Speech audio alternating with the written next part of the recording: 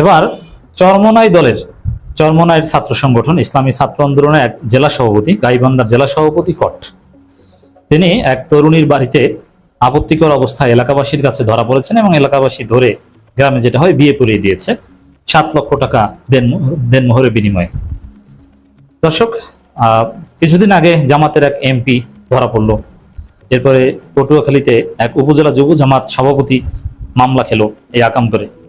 আজকে চরমোনাইয়ের মতো একটা আদর্শবাদী এবং তাসাউফপন্থী একটা দল, বড় দাড়ি টুপি পাঞ্জাবি ওয়ালা একটা দল, তাদের একজন জেলা সভাপতির মতো একজন অতি গুরুত্বপূর্ণ নেতা, এই ছেলে ধরা না খেলে হয়তোবা একদিন চরমোনাইয়ের মহাসচিব হতে পারতো।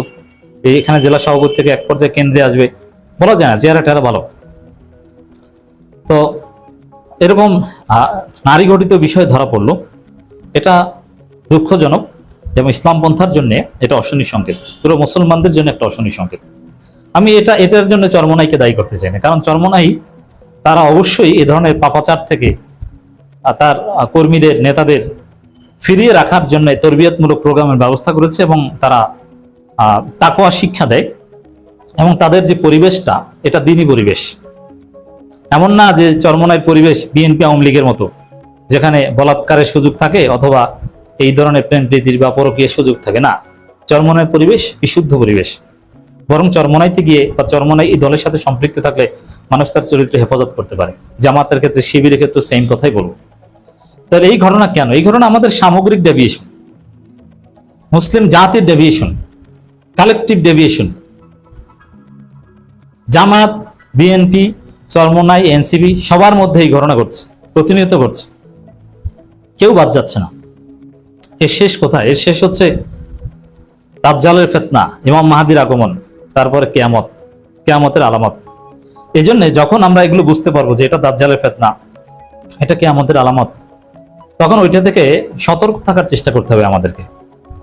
হাদিসে কিয়ামতের যেসব আলামত বলে সতর্ক করা হয়েছে, এর অর্থ হচ্ছে যে ওই আলামতগুলো থেকে আমাদের বাঁচার চেষ্টা করতে হবে। এমন না যে আলামত ধরে আমরা চুপ করে বসে থাকবো। যেমন একটা হাদিস আছে যে বনি ইসরাইলা 72 ভাগে বিভক্ত হয়েছিল আর আমার উম্মতরা 73 ভাগে বিভক্ত হবে। এখন 73 ভাগে বিভক্ত হবে, এর অর্থ এই নয় যে 73 ভাগে বিভক্ত হবে এটা যেহেতু স্বাভাবিক, আসুন আমরা বেশি বেশি বিভক্ত হই। না, এর অর্থ হচ্ছে যে আপনারা ঐক্যবদ্ধ থাকেন। 73 ভাগে বিভক্ত হওয়া যাবে না। ঐক্য, এটার তাৎপর্য হচ্ছে ঐক্য। ঠিক তদ্রুপ এটা কিয়ামতের আলামত, যুগের মানে যুগের পরিবর্তনের সাথে সাথে আমরা শেষ জমানায় চলে আসছি, যে আলেম ওলামা হুজুররা, যেটা খুবই দৃষ্টিকটু।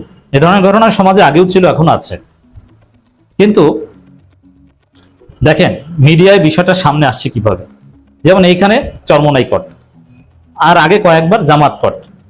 জামাতের একরকম গ্রেপ্তার হল শিশু নির্যাতনের অভিযোগে, অনেক ক্ষেত্রে ষড়যন্ত্র আছে। আবার ঢাকা বিশ্ববিদ্যালয় শহীদুল্লাহ হলে 2 জন কওমি সমকামী ধরা পড়েছে, এটা নিয়ে তোলপাড়।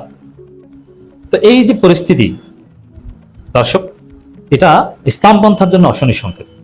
এতে এই জামাত, চরমোনাই বা ইসলামপন্থীদের মধ্যে এ ধরনের ঘটনা বেড়ে যাওয়া ইসলামী রাজনীতির ব্যর্থতার কারণ হতে পারে।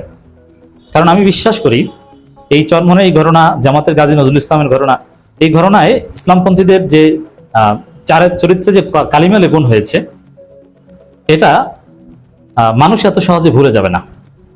এবং ইসলামপন্থীদের যে প্রধান ক্যাপিটাল সততা, সচ্চরিত্র, এই জায়গায় আঘাত হানলো।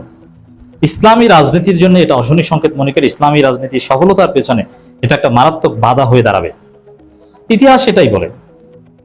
উমাইয়া খেলাফত, আব্বাসী খেলাফত, বিভিন্ন সালতানাত, মামলুকি, আরো নানান ছোট ছোট খেলাফত ছিল, ওসমানী, এদের পতনের কারণ কি?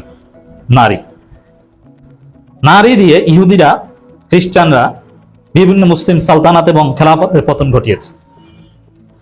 এখন খেলাফতের যুগ নেই, কিন্তু গণতান্ত্রিক ইসলামী রাজনীতির একটা তুমুল সম্ভাবনা বাংলাদেশে অ্যাটলিস্ট তৈরি হয়েছিল।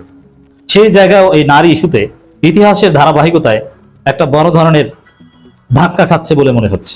এই জন্য এই বিষয়গুলো একে অপরের বিরুদ্ধে কাঁদা ছড়াছড়ি করে নেয়।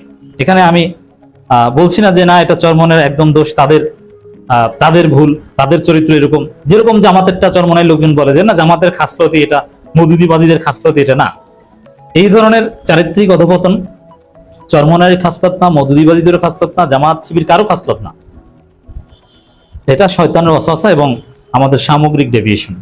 এই জায়গা থেকে যদি আমরা বাঁচতে না পারি, আমাদের সবার জন্য সামনে অশনি সংকেত অপেক্ষা করছে।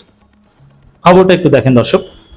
তরুণীর ঘরে আপত্তিকর অবস্থায় আটক ইসলামী ছাত্র আন্দোলন নেতা, সমাধান বিয়েতে। এখন গাজী নজরুল ইসলামকেও যেরকম কেউ কেউ বাঁচানোর চেষ্টা করেছিল এআই জেনারেটেড ভিডিও বলে, এরকম চরমনার এই নেতাকেও চরমনের লোকজন মুরিদরা অনেকে বাঁচানোর চেষ্টা করেছিল। এখানে তার এআই বলতে পারে না, কারণ এখানে ভিডিও রিলেটেড বিষয় না। তবে এখানেও কিছু ভিডিও হয়েছে, ভিডিওর মাধ্যমেই কট দেওয়া হয়েছে, কিন্তু ভিডিও এখনো সামনে আসেনি, আমি পাইনি। এখানে তারা বলার চেষ্টা করছে যে না, বিয়ের কথা চলছিল, বিয়ের কথার জন্য গেছিল, এইটা বলে তারা এটাকে বাঁচানোর চেষ্টা করছে, কিন্তু না, এটা কুযুক্তি। বাস্তব কথা হচ্ছে যে ধরা পড়ার পরে বিয়ে হয়েছে, বিয়ের কথা চলছিল, বিষয়টা এরকম না। তবে একটা প্রশ্ন খটকা লাগে, যেটা সত্য সেটা বলতে হবে, যে হোটেলে বা তৃতীয় কোনো জায়গায় কোনো নারীকে নিয়ে কেউ যেতে পারে, কিন্তু কারো বাড়িতে অবস্থান করা, যেমন একদম ঘরে অবস্থান করবে এক তরুণীর সাথে, ওই তরুণীর ঘরে, যে তরুণীর বাবা মা আছে তার ঘরে, এমন না ফাঁকা বাসা বা নির্জন কোনো জায়গা, এটা নিঃসন্দেহে কোনো ষড়যন্ত্র হতে পারে। তবে এখন পর্যন্ত আমরা যেটা জানছি যে আসলেই ওই বাসায় গিয়েছে এবং ধরা খেয়েছে, তারপরে বিবাহের মাধ্যমে সমাধান। তবে এর সাথে সাথে এটাও আমাদের সতর্ক থাকতে হবে, ইসলামপন্থী বা সবার কালেকটিভ ডেভিয়েশন যেরকম সত্য, একই সাথে ষড়যন্ত্র, কাউকে কট দিয়ে দেয়া, ঘটনা অন্য ঘটনা কিন্তু নারী ইস্যুতে ফাঁসানো, নাটক সাজানো, মিথ্যা অপবাদ দেয়া, তোহমত দেয়া, এ ধরনের ঘটনাও কিন্তু ঘটছে এবং এটা আগের চাইতে ঘটবে।